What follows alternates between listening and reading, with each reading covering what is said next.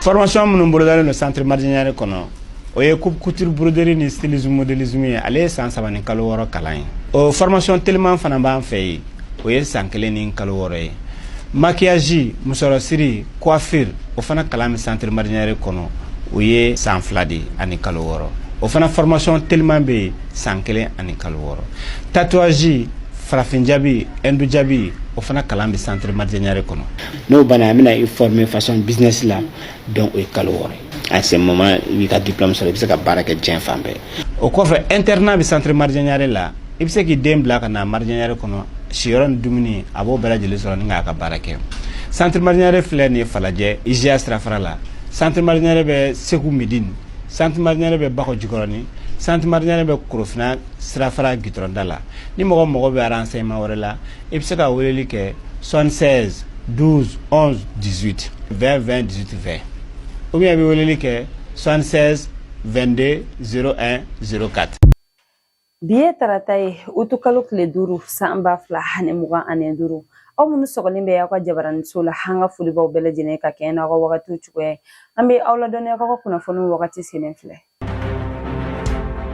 bakuruba kunnafoniw na an ka fintigilakaw ye wulikajɔ min kɛ gawukaw ani duwanzakaw fɛ an da bɛna don o la fo ka taga se association pour la promotion de la vente directe au Mali maaw ye jeliden min kɛ sabalibugukaw fɛ an da bɛna don o ni a ɲɔgɔnna caman na kɔkan kunnafoniw olu bɛna lase aw ma aw bisimila. État-major général des armées bɔra ka laseli kɛ ko utukalo tile 3 san 2025 an ka fintigilakaw ye dankari kɛ jatigɛkɛ wale kɛbagaw ka waleya jugu la u ye min ta ka ɲɛsi u ma wabariyakaw fɛ yen nɔ Gawo marabolo la ani duwanzan kɔnɔna la min kɛra sababu ye ka bamanci wale tigilamɔgɔ maa caman ka olu faga hani fana an ka fintigilakaw sera ka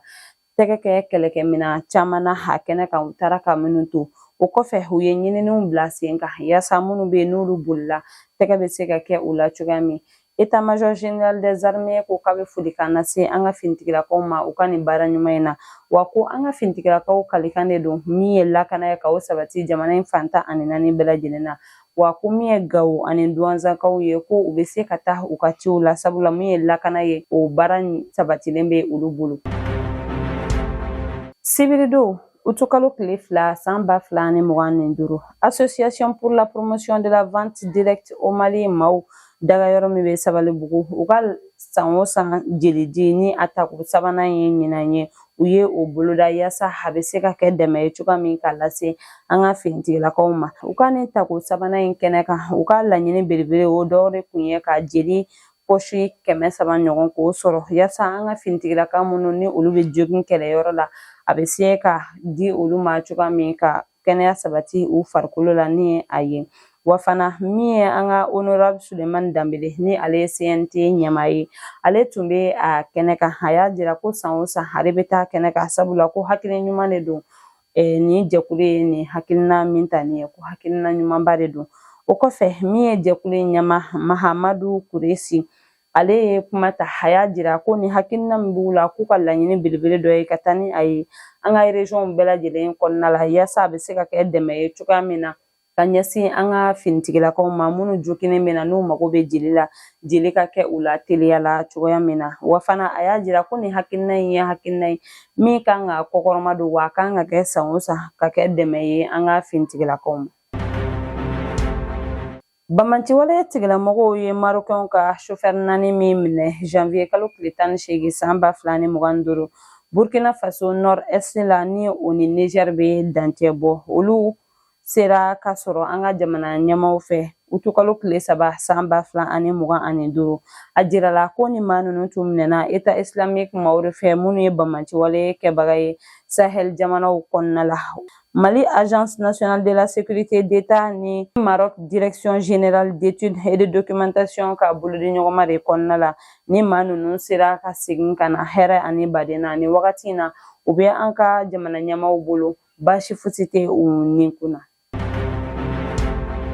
Sikaso gouverneur bɔra ka laseli kɛ ka da bɛɛ lajɛlen tulo kan kɛrɛnkɛrɛnnenya la Sikaso ni a nɔkandugu ko min ye tile 30 couvre-feu ko o bɛna na daminɛ Sikaso kɔnɔna la k'a daminɛ bi tarata utu kalo tile 5 ka taa a bila septembre kalo tile 3 la san 2025 ko k'a daminɛ nɛgɛ kanɲɛ 10 la ni o ye minuit wagati ye ka taa bila nɛgɛ kanɲɛ 5 la ko yamaruya tɛ maa si bolo ka i ye Sikaso dugu kɔnɔna la fo ni a dan bɔra an ka kɛnɛya tigilamɔgɔw ani an ka finitigilakaw walima ni maa min bɛ ni o degunnen don ni o bɛ ka taa a yɛrɛ furakɛ kɛnɛyaso la ko yamaruya bɛ ni maa ninnu dɔrɔn de bolo ka taama nin wagati kofɔlen na Sikaso kɔnɔna la ko nin kun tɛ dɔwɛrɛ ye yaasa min ye lakana ye o bɛ se ka sabati Sikaso kɔnɔna la cogoya min na ko o de la u ye nin hakilina in ta wa ko maa o maa n'i y'a ɲini ka nin sariya in sɔsɔ i k'a bila i kunna min ye an ka lakana tigilamɔgɔw ye u bɛna na ɲangini ta ka ɲɛsin i ma. État-major général des armées bɔra ka laseli kɛ k'a jira ko kunun tɛnɛ utu kalo tile 4 san 2025 jatigɛkɛwale kɛbaga dɔ tun bɛ ka mugujugu dɔ don an ka finitigilakaw juguya la murujakaw nka a yɛrɛ fagara mugujugu in fɛ. An ka finitigilakaw ka patrouille dɔ de kɔnɔna la u tun kelen bɛ ka min boloda muruja kɔnɔna la kɛrɛnkɛrɛnnenya muruja ni duwabugu ni ɲɔgɔn cɛ yaasa maaw n'u bolofɛnw bɛ se ka lakana cogoya min n'u bɛ taa u ka suguw la. U bɔra ni cɛ in su kan o yɔrɔ la wa fana min ye état-major général des armées ye a y'a jira ko an ka finitigilakaw kalikan de don min ye lakana ye o bɛ se ka sabati jamana in fan 14 bɛɛ lajɛlen na cogoya min na. An ka douane cɛdenw kelen bɛ ka wulikajɔ bila sen kan ka daminɛ juillet kalo laban ka taa bila août kalo daminɛ na u ye wulikajɔ damadama kɛ min kɛra sababu ye ka dankari kɛ yuruguyuruguwalew la an ka jamana kɔnɔna la. Bilakaw fɛ août kalo tile 3 san 2025 an ka minibus dɔ kɔnɔna la u ka ɲinini kɛra sababu ye ka tɛgɛ kɛ cannabis bulu 21 na ani furakisɛ minnu bɛ yɛlɛma don adamaden farikolo cogoya la o bɔti 438 u ye tɛgɛ kɛ o la o kɔfɛ u ye bolimafɛn bolibaga ani bolimafɛn fana u ye olu minɛ ka taga ni a ye. O don kelen fana na yanfoyilakaw fɛ yen nɔ u ka wulikajɔ o kɛra sababu ye ka tɛgɛ kɛ bâtonnet explosif 82 ɲɔgɔnna na min kun dogolen bɛ an ka car dɔ kɔnɔna la min ye voyagekɛla dɔ ye ale kɔni bolila ka taa k'a ka carte d'identité to ni bolimafɛn kɔnɔna la min kɛra sababu ye an ka finitigilakaw bɛna ɲinini boloda yaasa ka tɛgɛ kɛ a la cogoya min na. An ka Bamakɔ aéroport fana na min ye an ka voyagekɛla dɔ fana min tun bɛ kunda Dubayi kan ni a tun b'a fɛ ka bɔ ni euro wari 12,000 ɲɔgɔnna ye yuruguyuruguwale sira fɛ sabula a y'a jira an ka aéroport baarakɛlaw la ko min ye euro wari 2,000 ɲɔgɔn ko o de bɛ ale kun nka u ka ɲininiw kɔnɔna la u sera ka tɛgɛ kɛ nafolo tɔɲin na wa juillet kalo tile 30 fana kɔnɔna la an ka unité mobile d'intervention min bɛ Bangumanakaw fɛ yen olu ka wulikajɔ fana kɛra sababu ye ka tɛgɛ kɛ makɔrɔni carton 140 ɲɔgɔnna na min tun bɛ ka don an ka jamana kɔnɔna la yuruguyuruguwale sira fɛ. Douane cɛdenw y'a jira ko u kalikan de don yuruguyuruguwale k'a dabila ka bɔ jamana kɔnɔna la nka ko baara fana tɛ sabati ni an jamanadenw ma fanga fara u fanga kan sabula ko u bɔra ka nin baara minnu kɛ hala ni u ka kunnafoni dibagaw de sababuya la u sera ka nin baara ɲuman in kɛ an ka jamana kɔnɔ ko ni an jamanadenw ye n'an ye sigana mɔgɔ ye walima ni an ye